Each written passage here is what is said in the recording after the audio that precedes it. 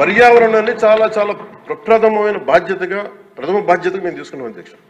కాకపోతే దీనికి ఏంటంటే ఫండింగ్ ఇవన్నీ ఉన్నాయి. మేము ఫండింగ్ దాటి కూడా చెప్తున్నాం అధ్యక్ష. ఇది ఒక మీరు ఎమోషనల్ కమిట్మెంట్ అనుకోండి, దీన్ని ఒక గుండె లోతుల నుంచి వచ్చిన ఒక స్ఫూర్తితో చెప్తున్నా ఏదన్నా అనుకోండి. ఈరోజు మనకి నిజంగా పర్యావరణాన్ని పరిరక్షించాలంటే అంత నిధులు కూడా లేవు మనకి. ప్రజలు తినేసి అక్కడ వేసేస్తున్న ప్లాస్టిక్. దీనికి చంద్రబాబు గారిని మేము వెళ్ళి కూర్చోబెట్టి రోజు తీయలేం అధ్యక్ష. ఉప ముఖ్యమంత్రి గారు చాలా బాగా చెప్పారు అధ్యక్ష. ఆయన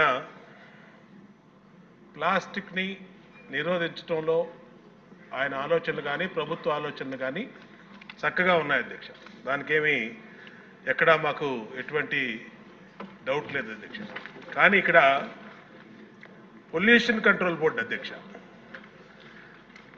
చాలా నిర్లక్ష్యంగా పొల్యూషన్ కంట్రోల్ బోర్డు అసలు ఉందా లేదా, అసలు ఆ బోర్డు కానీ దాంట్లో ఉన్న టాస్క్ ఫోర్స్ కానీ దాంట్లో ఉన్న మెంబర్ సెక్రటరీ కానీ ఎక్కడా కూడా పని చేస్తున్నట్టు ఎక్కడా కనపడతలేదు అధ్యక్ష. ఏదన్నా పని మీద వెళ్తే డిప్యూటీ సీఎం గారి పేరు చెప్తున్నారు అధ్యక్ష.